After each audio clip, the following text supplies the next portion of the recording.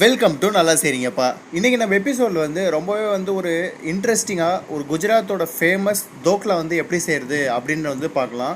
So first வந்து அதுக்கு தேவையான இன்க்ரீடியன்ஸ் வந்து என்னென்ன அப்படின்னு வந்து பார்த்துக்கலாம். உப்பு வந்து பார்த்திங்கன்னா நான் ஒரு 3 கிராம் வந்து உப்பு எடுத்து வச்சுருக்கேன்.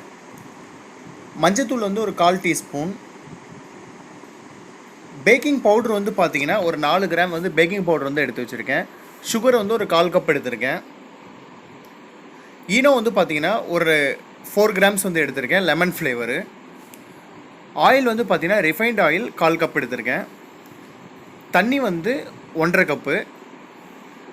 கடலை மாவு வந்து பார்த்தீங்கன்னா 1.5 கப்பு.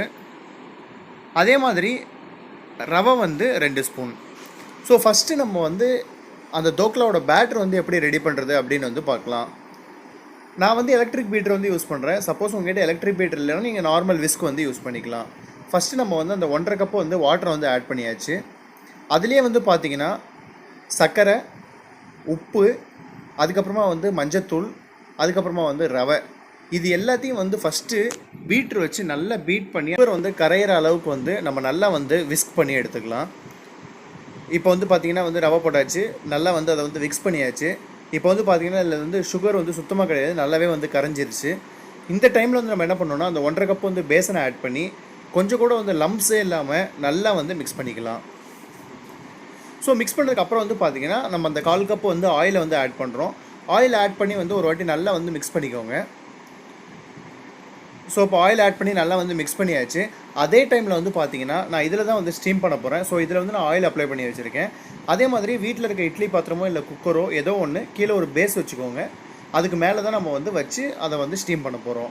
ஸோ இது வந்து ஒரு இம்பார்ட்டன்ட் ஸ்டெப்பு. இது வந்து பேக்கிங் பவுடரில் வந்து கொஞ்சமாக வந்து தண்ணி வந்து ஊற்றி அதை மிக்ஸ் பண்ணுங்கள். அதை மிக்ஸ் பண்ணிவிட்டு அதுக்கப்புறமா அதை வந்து நம்ம மிக்சரோடு சேர்த்து நல்லா வந்து விஸ்க் பண்ண போகிறோம்.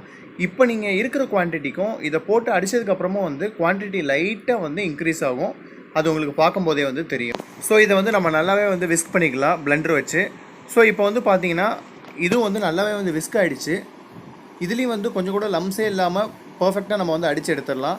லாஸ்ட் ஸ்டெப் வந்து பார்த்திங்கன்னா ஈனோ வந்து டேரெக்டாக போட்டு, ஸோ இதில் வந்து தண்ணி எதுவுமே வந்து மிக்ஸ் பண்ண வேண்டாம். டேரெக்டாக வந்து இது ஒரே வாட்டி வந்து மிக்ஸ் பண்ணால் போதும். ரொம்ப மிக்ஸ் பண்ணால் வந்து அதோட பவர் வந்து போயிடும். ஸோ டக்குன்னு வந்து மிக்ஸ் பண்ண உடனே நம்ம க்ரீஸ் பண்ணி வச்சுருக்க மோல்டில் வந்து அதை போட்டு இதை வந்து கீழே தட்டக்கூடாது, லெவல் பண்ணுறதுக்காக மேலே ஒரு ஸ்பூன் வச்சு லெவல் பண்ணி விடுங்க. அப்படி இல்லைனா அந்த நடுவில் இருக்க அந்த ஸ்பாஞ்சி லேயர் வந்து கிடைக்காம போயிடும். ஸோ இதை ஸ்டீமரில் வச்சு ஒரு 20 மினிட்ஸ் வந்து ஸ்டீம் பண்ணிக்கலாம். சைடில் வந்து பார்த்திங்கன்னா நம்ம தோக்லாவோட தடுக்கா வந்து ரெடி பண்ண போகிறோம். அதுக்கு வந்து கொஞ்சமாக வந்து மஸ்டர்ட் சீட்ஸு, ஒரு 3 க்ரீன் சில்லி, கொஞ்சமாக வந்து கருவேப்பிலை, ஒரு 1/2 கப்பு வந்து வாட்டர், அதுக்கப்புறம் ஒரு 1/4 கப் வந்து சுகர். இப்போ நம்ம வந்து தோக்லாவோட தடுக்கா வந்து ரெடி பண்ண போகிறோம். அதுக்கு வந்து பார்த்திங்கன்னா ஒரு சாஸ்பேன் வந்து எடுத்துக்கோங்க. சாஸ்பேனோ இல்லை ஒரு நான்ஸ்டிக் பேனோ, அதில் வந்து கொஞ்சமாக வந்து ஆயில் வந்து ஆட் பண்ணுறோம். நான் வந்து நார்மல் ரீஃபைண்ட் ஆயில் தான் வந்து யூஸ் பண்ணுறேன். ஸோ அந்த ஆயில் வந்து ஹீட் ஆகட்டும். அந்த ஆயில் ஹீட் ஆக உடனே கொஞ்சமாக வந்து மஸ்டர்ட் சீட்ஸ் வந்து போடுங்க. அந்த மஸ்டர்ட் சீட்ஸ் வந்து வெடிக்கும் போது பார்த்திங்கன்னா கொஞ்சமாக வந்து கருவேப்பிலை வந்து ஆட் பண்ணுங்கள். ஸோ கருவேப்பிலை வந்து ஆட் பண்ணதுக்கப்புறமா வந்து கருவேப்பிலை வந்து லைட்டாக வந்து வெடிக்கட்டும். வெடித்ததுக்கப்புறம் வந்து பார்த்திங்கன்னா இதில் நம்ம வந்து பச்சை மிளகா வந்து ஆட் பண்ண போகிறோம். ஸோ பச்சை மிளகா வந்து ஆட் பண்ணிவிட்டு அது லைட்டாக வந்து வதங்கட்டும். நம்ம இதுலேயே வந்து டேரெக்டாக வந்து சுகர் வந்து ஆட் பண்ணிடுவோம்.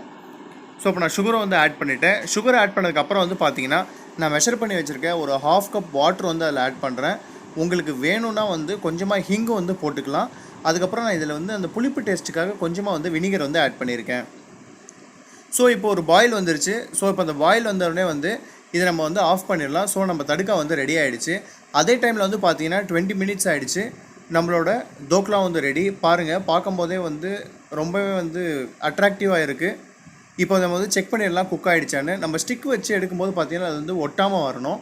ஸோ இதில் வந்து பார்த்திங்கன்னா நான் டீமோல்ட் பண்ணிவிட்டேன். மேலே வந்து தடுக்கா வந்து ஊற்றியாச்சு. கொஞ்சம் கார்னிஷ்க்கு வந்து கோகோனட் வந்து கிரேட்டடும் வந்து போட்டேன். இதை நான் உங்களுக்கு கட் பண்ணி காட்டுறேன் எப்படி இருக்குன்னு. மேலே ஊற்றின தடுக்கா வந்து உள்ளே வந்து நல்லா அப்சர்வ் ஆகிருக்கு. நம்ம நைஃப் வைக்கும் போதே வந்து ஈஸியாக வந்து உள்ளே போகுது. அந்தளவுக்கு வந்து சாஃப்டாக இருக்குது.